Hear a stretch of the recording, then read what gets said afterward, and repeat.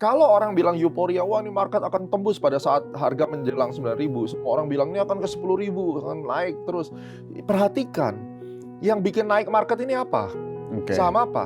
Kalau pengumuman itu jangka pendeknya tentunya ini akan ngacak-ngacak market ya. Kalau misalnya diberikan jelek lagi gitu ya, ya mungkin akan turun sekitar 5-8%. 5-8%. Tapi feeling saya melihat dari gejolak ini, kayaknya market sudah kebal. Yang pertama adalah mereka terlalu takut untuk yang namanya cut loss. Setelah saya warning di Desember 2025 bahwa target 9150 dan kemudian akan turun ke bawah dengan resiko maksimum 6.000 itu ya waktu itu awal belum event 2026 saya udah remind ya. Nah itu harusnya mereka udah siap-siap nih kalau ada barang dan mereka kejedot gitu ya mereka harus cut. Tapi mereka terlalu takut untuk cut loss.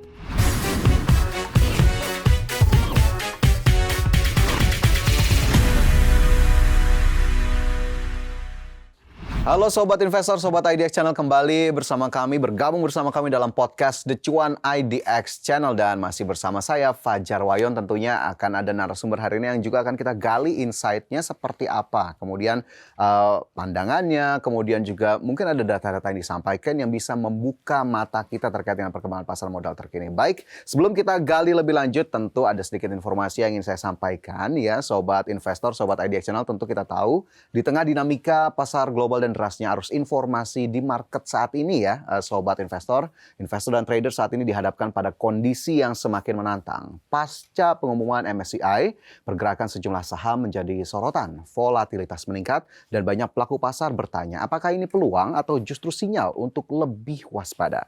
Ya, di tengah kondisi seperti ini, Sobat Investor, Sobat IDX Channel, banyak orang fokus mencari saham yang bisa naik cepat, tapi seringkali yang terlupakan justru hal paling penting dalam investasi dan trading. Misalnya saja ya, ada risk management, money management, dan juga mindset dalam mengambil keputusan. Nah, untuk membahas hal ini lebih dalam, tentu kalau saya sendirian kayaknya sangat-sangat kurang gitu ya. Nah, kita sudah hadirkan narasumber kita di hari ini bersama Asisten Profesor Dr. Gema Guyardi yang juga merupakan CEO dan founder Astronaci. Selamat datang Pak Gema. Thank you, lama nggak ketemu kita. Lama nggak ketemu Pak Gema, sehat ya? Sehat. Alhamdulillah, thank you banget sudah menyempatkan di tengah kesibukannya di podcast IDX Channel. Pak Gema, mungkin kita awali dari MSCI. Nah, kemarin kita tahu di akhir Januari, ya dampaknya masih terus berlanjut begitu sampai dengan saat ini. Saham-saham Indonesia banyak yang dicoret lah dalam tanda kutip karena memang akhirnya dilakukan rebalancing oleh MSCI. Sebetulnya langkah yang dilakukan MSCI ini menurut pandangan Pak Gema seperti apa sih Pak? Apa yang bisa kita ambil catatan? Lucu-lucuan ya, saya nggak pernah cerita di mana-mana. Saya bikin singkatan MSCI. Waduh, apa tuh? Makin sulit cari income. Waduh, makin sulit cari income. Cari cuan berarti makin sulit juga ya? Makin sulit. Jadi memang MSCI ini kalau saya perhatikan kemarin kan kita baru bikin konten tentang Untold Story dari Astronaci. Yang saya duga adalah ini memang ada unsur geopolitik juga. Yang Indonesia ditekan cukup kuat, dimasukin dengan MSCI. Kalau kita hitung paralelisme seperti tahun 98, kalau dulu bank diobok-obok, dianggap tidak transparan dan seterusnya. Sekarang pasar modalnya yang digebukin. Ya mungkin ada hubungan karena salah satunya menolak bantuan dari IMF ya. Itu yang bisa kita duga. Itu kita kaitkan. Nah, namun kasus daripada MSCI sendiri kan berakhirnya Juni ini untuk ditentukan apakah kita akan tetap di-freeze atau tidak. Dengan ancaman diturunkan lagi ke frontier. Nah, kalau itu turunkan ke frontier mungkin akan jadi petaka juga buat kita sebenarnya. Jadi kalau kita lihat apakah ini menjadi masalah, ya akan selalu menjadi masalah sampai akhir tahun. Karena ini bicara tentang kepercayaan investor asing dan mereka cabut, mereka sell off saham Indonesia. Dan kita akan terus ditekan dengan resiko yang paling jauh. Memang masih ada resikonya di 5.400 ISG-nya ya. Tapi kan dari serial beberapa minggu ini, kalau teman-teman juga ngelihat saya di channelnya Astronaci maupun di sosial media yang lain, saya melihat bahwa di level 6.088 sampai 5.980 itu merupakan daerah yang sudah seharusnya ISG itu kembali naik dulu sampai 6.700. Gitu. Jadi masih ada ruang sekitar 8-10% untuk recovery dulu. Dan ya itu memang terkait dengan juga Indonesia sudah mencoba comply dengan MSCI ya, dengan free float-nya naik 15%, terus kemudian kepemilikan 1% itu menjadi wajib. Ya saya rasa ini harus diapresiasi juga sama MSCI, nggak bisa terus menekan begini. Kan kita juga nggak tahu sebenarnya tujuan utamanya apa geopolitik ataukah mereka mau ambil barang yang lebih murah. Ini yang masih dipertanyakan sebenarnya. Oke, tapi sebetulnya betul, tadi upayanya harusnya MSCI sudah apresiasi ya, regulator yang memang sudah dilakukan. Tapi kalau kita gali lebih dalam sih, Pak Gemma. Sebetulnya seberapa powerful sih MSCI ini untuk kemudian menentukan atau menjadi pertimbangan investor global sehingga ya sell off kemarin Iya, karena terjadi? gini, ini pertanyaan bagus sekali karena kita harus lihat selama ini kan orang yang mampu beli dana besar itu Hmm, selain dari local asset management kan juga dari hedge fund atau asset hmm, management dari luar negeri. Dari zaman pertama kali saya masuk di dunia institusi itu tahun 2010, waktu itu saya sebagai analis di salah satu sekuritas asing di Indonesia, itu kita serve fund manager dari luar negeri ya. Mereka memang kalau hmm. beli, oke saya mau taruh uang 300-400 miliar. Itu satu hedge fund kecil. Itu baru yang kecil Kecil itu. ya? Yang kecil aja 300-400 miliar. Yang gede itu bisa sampai 3-4 triliun, sampai 10 triliun. Nah, jadi Oh, artinya oke. peran daripada investor asing itu yang benar-benar swasta asing, bukan asing yang ada unsur politik ya. Hmm, Itu saja size-nya bisa sampai 1-2 triliun, paling kecilnya 200-300 miliar. Dan ikut sertanya mereka itu tentunya mendorong pasar saham kita itu untuk naik. Dan mereka-mereka ini adalah long term holder. Long term itu bisa dikatakan 2 tahun, 3 tahun. Dan pada saat mereka nge-hold itu, ya pada saat harganya naik, nanti mereka take profit, tapi mereka beli lagi di bawah. Sehingga market itu hmm, ketahan. hmm, hmm. Sehingga kalau misalnya para owner-owner itu pada keluar pun, masih ada yang nampung. Mm-mm. Nah, Indonesia sekarang ketika total emiten sudah 950 lebih, kan juga bobot daripada saham-saham konglomerasi itu kan cukup besar, Betul. ya kan? Nah, konglomerasinya sendiri mereka merasa bahwa wah ini banyak restriksi nih. Mm-mm. Ini dan itu free float lah apa segala macam sehingga membuat mereka tidak nyaman untuk bermain dan suatu ketika bisnisnya sendiri mungkin kehantam dengan ekonomi global, akhirnya apa? Mereka sell off misalnya. Karena bagaimanapun IDX ini kan masih banyak saham-saham komoditi Mm-mm. atau Betul. metal mining yang berpengaruh kepada bobot IHSG sehingga ketika tekanan eksternal dan internal problem ini datang bersamaan, akhirnya orang sell off keluar. Oke. Nah, ketika asing itu check out, jumlahnya yang tadi saya sebutkan itu 2010 loh. Mm-mm. Sekarang kan lebih gede lagi kan? Plus saham-saham konglomerasi dihantam, maka IHSG-nya langsung runtuh karena mereka juga tidak punya kekuatan untuk menahan gitu. Oke, ini akhirnya kenapa kemudian fenomenanya ya cukup apa ya terlihat begitu ya di Iya. pasar dari awal tahun bahkan sampai Mei kayaknya masih lumayan bolak-balik masih terus diuji nih Benar, indeks karena harga kan saham gabungannya. dimulai dari konglomerasinya dihantam duluan Mm-mm. kan, mereka sell off. Kalau tahun kemarin kan semuanya Justru konglomerasinya euforia, kemarin bintang banget ya tahun bintang. 2025. Makanya waktu Pak Purbaya bilang, oh ya IHSG akan ke 9.000 gitu. Nah Astronaci itu yang pertama kali di Indonesia, saya berani ngeklaim pertama kenapa? Karena memang pada saat mau ke 9.000, baru mau ke 9.000 saya sudah bilang targetnya 9.150 lalu drop ke bawah bisa sampai 6.000. Itu Hmm. footprint digitalnya ada di Desember Kok 2025. bisa sih Pak udah dari Yes. 9.100 ke 6.000 udah You di kenal saya udah lama kan. Saya pakai financial astrology, eye of future. Oke. Itu ke gambar. Jadi Oh. forecast-nya tuh ke gambar. Bahkan sebelum Pak Purbaya bilang ke 9.000, itu saya kasih 9.150 sampai Heeh. 92. Heeh. Benar-benar kena lalu turun. Itu Desember 2025. Footprintnya ada. Nah sekarang ini lucu, banyak influencer, wah saya ucapkan yang pertama saya ketawa gitu. Kemarin waktu mau all time high semua euforia, semua bilang akan naik, tapi nggak ada yang bilang turun. Hmm. Nah ciri-cirinya dua, selain saya menggunakan model dari astrologi itu, saya melihat yang naik itu adalah saham konglo semua. Hmm. Jadi IHSG itu didorong karena bobot saham konglo ini besar, berlomba-lomba, tapi saham core market mover-nya itu nggak jalan. Jadi begitu mereka kehantamlah Kehantam juga. semua. Jadi kenaikan ke 9.000 itu benar-benar di-push dengan euforia dari statementnya Pak Purbaya pada saat itu. Semuanya akhirnya kena target 9.000-nya. Waktu itu kita udah mulai check out. Dan itu Desember 2025 kontennya Astronaci di YouTube, jejak detailnya ada. Saya sampaikan kepada members kita juga, klien, check out dulu. Karena Oke. satu, dari sisi eye of future astrologinya, format statistiknya kita masukkan. Kedua, saham konglo semua nih yang ngedrive market. Oke, Gitu. oke. Menarik nih Pak Gema. Saya mau ngutip dikit ya tadi Pak Gema bilang ya banyak di luar sana sekarang kan yang berani speak up nih, mungkin influencer ataupun mungkin menganggap sudah mengerti begitu ya. Tapi buat kita-kita yang mungkin masih cukup awam, belum sepanjang Pak Gema lah perjalanannya. Apa sih Pak yang bisa kita indikasinya atau indikatornya biar kita juga nggak terjebak tuh sama pernyataan-pernyataan yang mungkin menguntungkan buat mereka, kitanya lah yang kena. Ya, ini menarik. Jadi kita bicara dulu para influencer abal-abal yang menyampaikan terlalu euforia dulu ya, bagaimana caranya. Boleh. Satu, saya menggunakan konsepnya Warren Buffett. Ketika semua orang itu optimis, gila-gilaan euforia, that's the time untuk check out. Sebaliknya, Astronaci punya tagline dari 2025 awal, market merah ingat Astronaci gitu. Karena setiap market lagi merah, kabur semua ini orang-orang. Betul. Dan saya yang konsisten bertahan, mau salah mau bener pokoknya harus ada gitu ya. Dan ketika orang pada fear, Warren Buffett bilang itulah saatnya kita greed. Sampai orang udah muntah-muntah, udah waduh nangis-nangis, itu kita harus beli.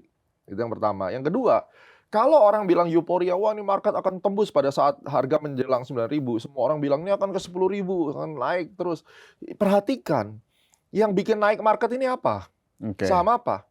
Nah, dulu di IDX channel itu ada program namanya Mover and Shakers, kan, Betul. kalau sama saya ingat. Nah, itu kata-kata kuncinya bagus. Jadi IDX Movers-nya itu siapa?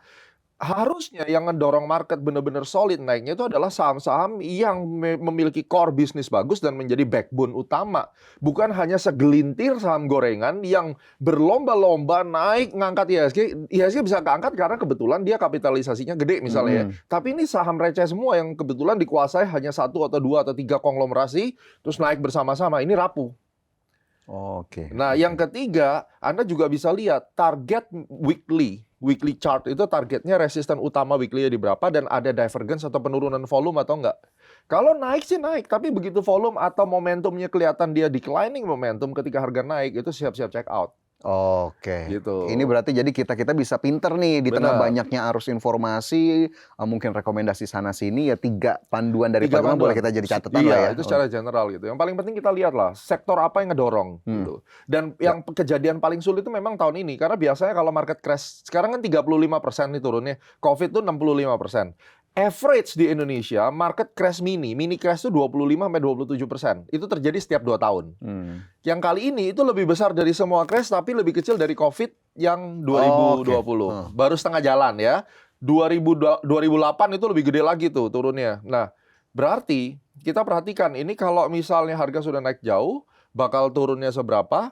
Yang paling susah di 2026 adalah global tuh nggak ada koreksi. Betul. Kita doang yang sakit. Berarti krisis lokal ya. Krisis lokal. Ini yang susah. Kalau kita bisa identifikasi dari global itu mungkin lebih gampang gitu. Kalau sekarang agak sulit. Oke, jadi memang harus jeli lah kita melihat apa yang kemudian terjadi. Nah, kalau untuk investor retail, teman-teman retail di luar sana, Pak Gemma setelah melihat pengumuman MSCI beberapa waktu kemarin, sebetulnya jangka pendek atau jangka panjangnya dampaknya apa sih, Pak Gemma? Kalau pengumuman itu jangka pendeknya tentunya ini akan ngacak-ngacak market ya. Kalau misalnya diberikan jelek lagi gitu ya. Ya mungkin akan turun sekitar 5-8%. 5-8%. Tapi feeling saya melihat dari gejolak ini kayaknya market sudah kebal. Jadi semua hal yang baru itu di Indonesia itu price in-nya sekitar mungkin 2-4 bulan. Itu price in. Terus kalau dia extend lagi kasih berita yang aneh-aneh lagi dengan konteks yang sama, biasanya market udah kebal. Oke. Sebagai contoh, Covid pertama kali dihantam, jebret, hancur ya. Tapi begitu ada cerita tentang ada ancaman Covid lagi, pandemi yang lain, hantam virus. Udahlah gitu ya. Yes, itu market kita. Jadi market kita itu kayak orang dikasih antibiotik gitu, nanti dia udah kebal gitu. Jadi saya rasa dengan kondisi seperti ini, tidak lama lagi harusnya ya target-target saya yang di atas itu kena semua dan ini timestamp-nya di Decuan nih. Jadi kan 6.700 sampai even 8.800. Oke, catat nih ya. Ya, nah Oke. ancaman tentunya ada. Yang memang ada insider yang saya dengar dari investor-investor di luar itu lagi mempersiapkan Indonesia punya resiko menjadi frontier. Aduh. Nah, Tapi emang segitu besar potensi kita untuk jatuh ke frontier, Pak Gemma? Ada kemungkinan dikerjain lagi sampai ke frontier. Nah, sekarang kalaupun itu jatuh ke frontier, kita bleeding sampai kapan? Jadi jangan pernah takut, oh kita mau ke frontier. Oke, well. Misal kita di ke Juni frontier. ini disebut kita Misalnya, masuk frontier ya? sudah 1 bulan. Bulan Juli, balik.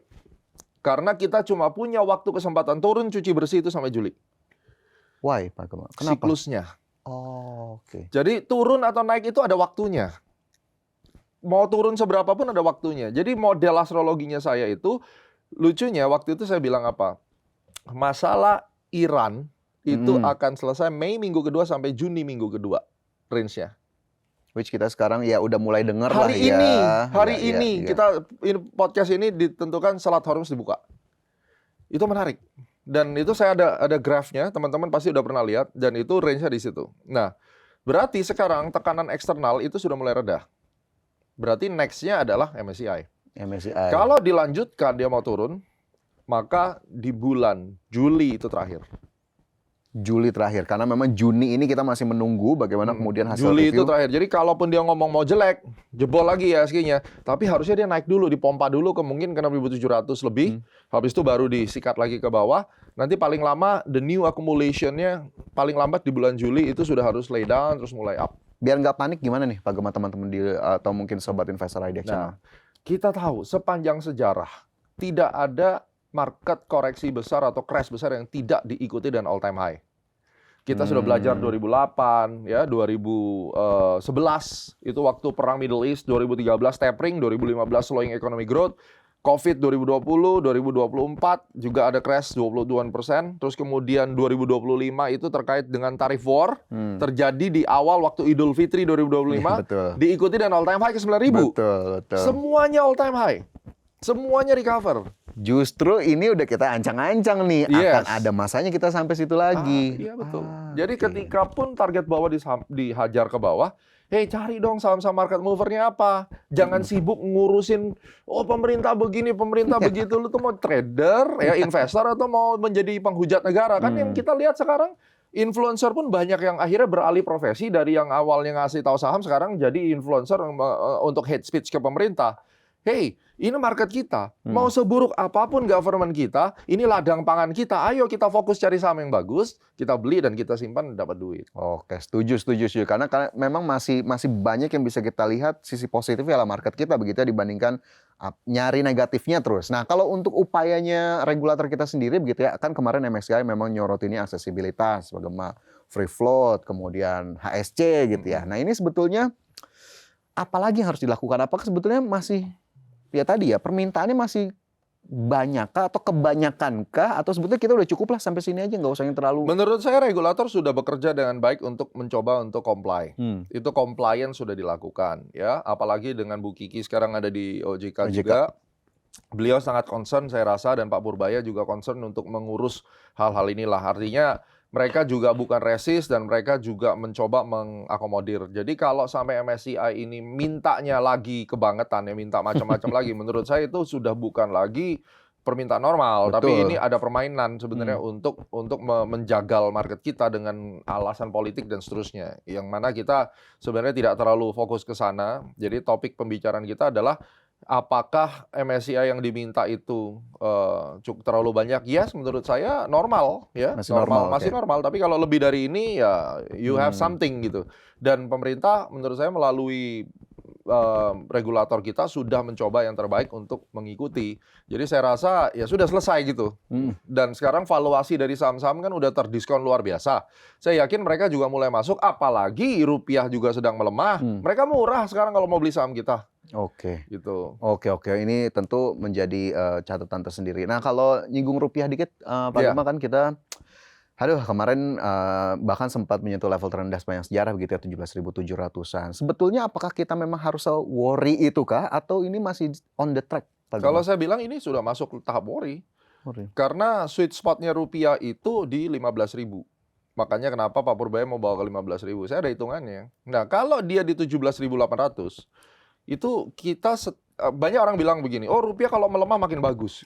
Ya kan? Itu ngawur. Karena dia nggak punya data. Betul. Data yang benar adalah kalau rupiah 17.800 itu kita aja udah kira-kira 1.600 sampai 2.000 triliun kerugiannya, ya. Yang kedua, kalau misalnya kita bicara bandingkan antara untung dan ruginya, pada saat rupiah di 17.800 itu kira-kira 1 rupiah keuntungan dari hasil ekspor itu harus kita konsekuensinya 1,8 rupiah kerugian kita. Ya. Ya, jadi sebenarnya kalau dikatakan apakah baik-baik saja tidak, tapi analisisnya Astronaci kita masih punya resiko ke 18.220. 18.220 di akhir tahun ini. Iya, di tahun 2026 ini. Ya oke. mudah-mudahan saya salah gitu karena saya berharap untuk urusan IHSG doain supaya saya benar, tapi kalau untuk urusan rupiah doain saya salah gitu. Oke, jadi memang ya worry, tapi tetap kita lihat bagaimana kemudian upaya ataupun intervensi ya dari untuk menjaga stabilitas rupiah terhadap dolar Amerika Serikat. Nah, kemudian kalau kita lihat selain MSCI, Pak Gema, FTSE juga di akhir pekan kemarin ya ini mengeluarkan 4 sahamnya dari indeks gitu ya. Ya ada salah satu yang besar, ada DSSA lah kalau bisa kita sebut. Kalau FTSE ini segitu signifikannya nggak? Atau Mungkin saya rasa tidak ya. Tidak ya? Tidak separah MSCI karena memang yang cukup dekat dari 10 tahun terakhir itu adalah Morgan Stanley. Composite Index itu cukup gede. Walaupun belum kasus inilah. Saya masih ingat 5-6 tahun yang lalu setiap kali ada satu saham di reshuffle di MSCI itu market kita gerak gitu 2-3%. Tapi bukan yang kayak gini yang sampai demam 5-6% turun, nggak kayak gitu. Jadi kalau FTSE tidak terlalu berdampak, tapi kan ini kan gerombolan ikut-ikutan sebenarnya, kan ngeselin gitu ya kalau karena dia di misalnya belakangan suka ikut-ikutan. Nah ini sama dengan kayak misalnya kredit rating kita diturunin lah, Fitch misalnya outlook-nya negatif ya sama sebenarnya. Ini bicara tentang trustworthy investor asing kepada Indonesia gitu. Kalau orang lokal sendiri ya who cares tentang MSCI kan, kita dagang ya dagang saham kita, masyarakat kita cari saham gorengan apa yang bisa naik kan gitu aja. Gitu. Aktivitas tetap berlanjut ya. Tetap berlanjut. Jadi ini memang adalah bagaimana komposisi peran investor asing yang memang rasionya sekitar 60% tetap dari zaman 15 tahun yang lalu sampai sekarang ya investor asing itu kira-kira antara 55, 60, 65% itu perannya di Indonesia gitu. Oke. Untuk 2026 Pak Gema proyeksinya dong boleh. Tadi sebetulnya udah seperti singgung ya kalau untuk indeks harga saham gabungan. IHSG kita kemana dan ada nggak yang bisa kita bidik juga nih tahun ini? Masih ada waktu saya nih. masih percaya bahwa dengan harga oil yang cukup tinggi ini, maka substitute daripada oil itu berarti energi itu masih bisa menarik. Batu bara, metal mining, kecuali metal mining dan lain-lain ini kan terkait dengan nanti satu pintu ekspor itu ya, itu masih kita lihat. Terus kemudian banking tetap menjadi backbone dengan harapan memang kondisi ekonomi kita itu bisa dipertahankan dengan baik dan produktivitas daripada masyarakat baik, UMKM-nya hidup. Jadi ya jangan sampai ada bad debt lah gitu loh. Non-performing loan-nya jangan sampai naik ketinggian. Jadi tetap kalau saya perhatikan ya sektornya banking, terus kemudian batu bara, energi dan komoditas metal mining itu tetap menjadi backbone. Terus kemudian ya saham-saham konglomerasi, misalnya grupnya Pak Prayogo Pangestu setelah dihantam jatuh gitu misalnya, nanti kan juga akan ada naiknya. Pada kuncinya adalah bagaimana kita diversifikasi portofolionya, jangan berat sebelah, misalnya kayak gitu. Jangan terlalu overweight di satu sektor yang beresiko, yang volatility atau beta marketnya tinggi. Ya kita backbone-nya mungkin 50% di sektor atau big caps yang memang memberikan dividen juga. Jadi ada dividen income juga kan. Nah, jadi target IHSG menurut saya tahun ini kalau misalnya market volatility lagi bagus, terus kemudian market juga sudah recovery dengan optimis ya, harusnya kembali ke 7.600 sampai 88 itu memungkinkan. 7.600. Resikonya tentunya ada juga. Resikonya adalah dilanjutin turun sampai 5.400 setelah itu recovery. Dan kalaupun sampai turun 5.400 nggak lebih dari 2 minggu udah harusnya kembali gitu. Oke. Karena kemarin sebelum hari kita tapping ini sempat ke bawah 6.000 ya meskipun ditutup itu kena target kita di 5980 ya, lowestnya 5960 gitu. Dan sekarang target berikutnya berusaha berjuang untuk manjat kembali ke 6700. Oke, tadi IHSG proyeksinya udah dikasih, sektor-sektornya juga sudah dilihat. Tapi saya mau nyenggol dikit dong Pak Gema soal ekspor sumber daya alam kita yang satu pintu kemarin sudah diputuskan Pak Presiden gitu ya. Tentu emiten kita kan juga banyak di sana. Ini kalau Pak Gema ngelihatnya in general lah, ada efek tersendiri nggak? Dampaknya buruk. Karena ini masalahnya kepercayaan kepada pengelolaan dan pelaksanaan program daripada government. Jadi yang ditakutkan sama teman-teman semua yang memiliki tambang, saya teleponin beberapa ya pemilik tambang yang cukup gede di Indonesia. Mereka takutkan ini sama kayak zaman Pak Harto tentang cengkeh. Gitu. Itu yang pertama. Yang kedua adalah mereka itu tidak percaya bahwa kalau misalnya saya mau ekspor dan saya taruh di pool gitu ya, terus kemudian mereka itu lambat dan mereka itu juga banyak nanti ada dugaan praktik-praktik korupsi dan kotor. Bayarnya di sana. Itu akan memberatkan sekali dan mereka nggak happy dengan itu. Nah, dan ini kan rencananya kan memang tujuannya adalah baik. Betul. Ini sama kayak pemerintah bikin MBG itu kan sebenarnya mulia tujuannya, tapi pelaksanaannya nggak beres kan gitu. Nah, demikian juga ini kan tujuannya adalah untuk meng-cut yang namanya under invoicing. Yang kedua adalah supaya ada konversi devisa itu menjadi rupiah. Sebenarnya itu bagus dan itu akan sangat mendukung rupiah. Dan itu sesuai dengan undang-undang juga. Tahun 2023 kan bikin seperti itu. Jadi ada minimum conversion rate-nya, jangan hasil devisa ekspor itu di hold dalam bentuk US dollar. Sehingga dimasukkan di dana antara. Tapi ya kita tahulah negara tercinta kita ini yang memang kita harus doakan. Ini pelaksanaannya itu selalu melenceng daripada planning utama. Pengawasannya tidak ada. Ini yang mereka sudah apatis, tidak percaya lagi. Sehingga market langsung bereaksi turun. Dan sayangnya pengumuman BI rate kemarin naik itu, disertai juga dengan berita ini. Betul, nempel. Nempel, selalu jadi nggak ada gunanya. Hmm. Tidak akan meng-cancel pelemahan rupiah gitu.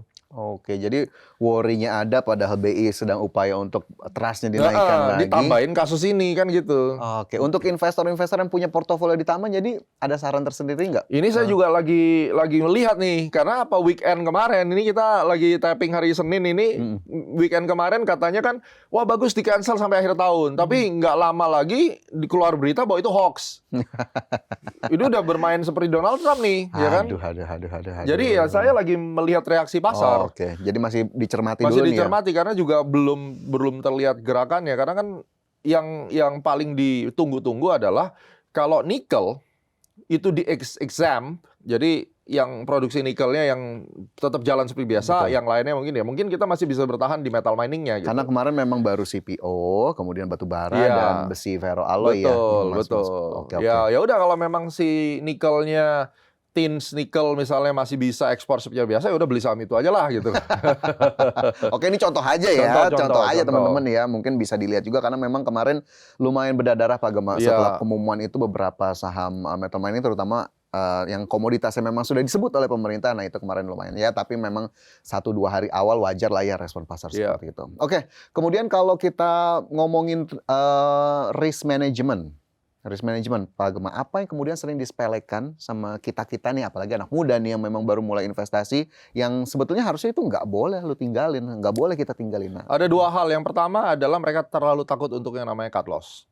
Oke. Setelah saya warning di Desember 2025 bahwa target 9150 dan kemudian akan turun ke bawah dengan resiko maksimum 6000 itu ya waktu itu belum even 2026 saya udah remind ya. Nah, itu harusnya mereka udah siap-siap nih kalau ada barang dan mereka kejedot gitu, ya mereka harus cut. Tapi mereka terlalu takut untuk cut loss. Karena mereka berpikiran kalau cut loss itu adalah end of the world, hilang semuanya. Padahal itu tidak, salah. ya. Tidak. Jadi kalau misalnya pun Anda punya saham yang bagus sekalipun, misalnya BCA atau BRI atau Astra atau apapun, Anda cut di atas. Nanti kalau memang suka saham itu dan sudah mencapai support kuatnya, tinggal beli di bawah. Itu satu. Yang kedua, kebanyakan dari investor tidak memahami tentang resiko drawdown dari portofolio. Jadi portfolio itu kita bisa tentukan setiap kali trading itu berapa persen maksimum risk yang bisa ditanggung. Apakah 2%, apakah 5%, apakah 10% dari total portfolio. Jadi kalau misalnya kita punya 1 miliar, kalau kita menganut 5%, berarti per trading itu tidak boleh lebih dari 50 juta loss-nya. Baik itu floating maupun yang sudah realize. Dan itu harus disiplin ya? Itu harus disiplin. Karena hanya itulah yang akan membuat kita selamat ketika menghadapi market crash. Mungkin kita kena beat 15% portfolio, tapi kan kita punya 85% untuk recovery ketika harga sudah selesai turun di bawah. Dan itu hasilnya berulang akan nyelamatin kita. Saya udah buktiin 2008, 2020 itu semua selamat. Tapi kalau misalnya Anda yang belinya juga saham-saham yang terlalu overweight ya, terlalu besar di konglomerasi, saham-saham yang ngasih dividen yang backbone cuma 20%, terus Anda tidak mau stop loss, Anda tidak mau ngitung risknya, itu begitu diseret, portofolio Anda bisa kehajar 40-60%, sisanya cuma 30%. Lalu kebanyakan orang yang sudah panik, 90% dari mereka akan cut loss ketika harga itu lagi bleeding di bawah, dan setelah cut loss minggu depannya terbang dan mereka udah nggak punya duit. Oke, cut loss-nya karena panik, bukan karena memang sudah di-set dari awal cut loss di mana. Dan itu pun sudah terlambat, damage-nya sudah gede, dan dia cut loss di saham-saham yang juga susah untuk kembali ke harga semula. Aduh. Sisa uang 30% pun mau ditaruh di saham yang terbaik di Indonesia pun nggak akan bisa merecovery, karena naiknya harus mungkin 300% kan gitu. Oke. Menarik. Ini tentu yang harus kita ingat gitu ya teman-teman yang mungkin masih bingung nih kemarin. Nah ini bisa untuk evaluasi kemarin teman-teman gimana strategi investasi ataupun tradingnya. Nah kemudian kalau kita lihat sendiri untuk ngambil ataupun menentukan saham yang layak untuk masuk dalam wishlist atau watchlist kita, Pak Gema mungkin ada sedikitnya yang bisa diberikan. Satu fundamental itu yang paling utama. Market Indonesia ini adalah market saham-sahamnya harus bergerak secara hype. Jadi kita harus bisa tangkap hype-nya apa. Misalnya hype-nya konglomerasi, ya sudah kita harus lihat konglomerasi apa yang terbaik. Oh grupnya Pak Prayogo misalnya ada BRPT dan lain-lain. Nah ini yang harus kita perhatikan. Ada macam-macam kan, apa sektornya yang relate dengan hype global. Oke, karena nggak bisa lepas Nggak tuh bisa ya. lepas. Itu adalah makronya kita lihat ya. Terus kemudian secara what-nya, fundamentalnya kita perhatikan dong yang kira-kira di forecast sama orang yang seksi ini artinya targetnya itu masih jauh di atas 30-40%. Nah, kita bisa mainkan.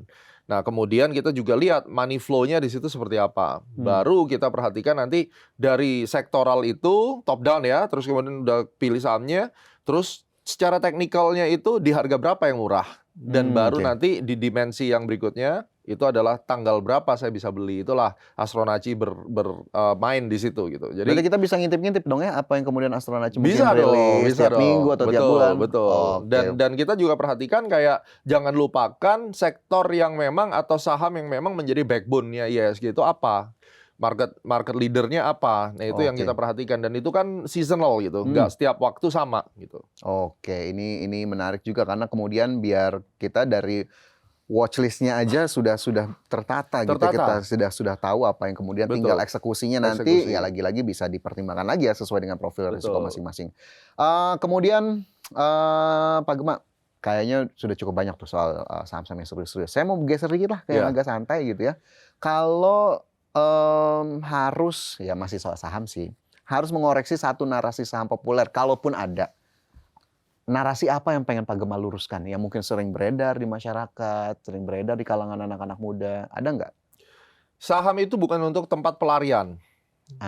Jadi kalau Oke. bisnismu lagi susah lalu Anda berpikir bahwa aku akan bisa merubah nasib lebih baik di pasar Betul, saham, betul. ya kan? Nasibmu akan lebih buruk.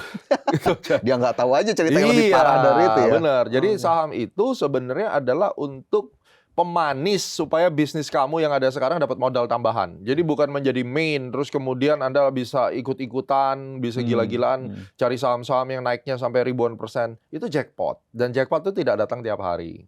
Dan kita harus tahu bahwa paradigma yang selalu salah selama ini adalah mereka berpikir kalau saham itu hijau, mereka akan makin terus tambah posisi. Hati-hati, nanti ada posisi tertentu memang untuk orang mau cuci barang itu market itu akan diangkat bersamaan dan semua saham-saham yang bergoreng-goreng ria itu akan naik bersamaan lalu didump. Nah, Oke. ini harus hati-hati. Itu sebenarnya. harus hati-hati, saham bukan pelarian. Bukan pelarian. Nah, ini boleh digarisbawahi ya, apa yang kemudian dari Pak Gema tadi. Oke, kita bergeser ke Mas yang santai-santai lagi, gitu ya. Dari trivia Pak Gema boleh dipilih ya, dan mungkin kalau ada penjelasan singkatnya boleh aja alasannya. Yang pertama, trading atau investasi? Saya trade fasting. Trade fasting. Apa itu Pak Gema? Jadi trading dan investing. Misalnya saya beli saham satu, BBRI misalnya. Dari harga sekarang saya yakin harga akan ke 6.400. Saya akan aim itu 6.400. Anda percaya atau enggak terserah. Tapi itu portofolio saya. Ya kan? Dan bahkan saya kemarin entry 1 miliar di harga 3.030 saya publish di sosial media loh. Live saya tunjukin saya entry. Nah, itu yang namanya invest. Tapi di tengah-tengahnya setelah 3.030 naik ke 3.500, saya mungkin jual. Lalu waktu harga koreksi ke 3.300 saya beli lagi untuk nambahin jumlah lot. Itu trade fasting. Trade fasting. Harganya sahamnya sama, tapi saya keluar masuk untuk menambah lot. Jadi profit di atas saya tambahin lagi lotnya. Itu yang dilakukan para big fund sebenarnya. Oke, combining trading dan juga investing ya. Yes. Menarik sekali Pak Gema. Kemudian big cap atau second liner? 60% big cap, second liner 40%. Oke, momentum atau value? Momentum.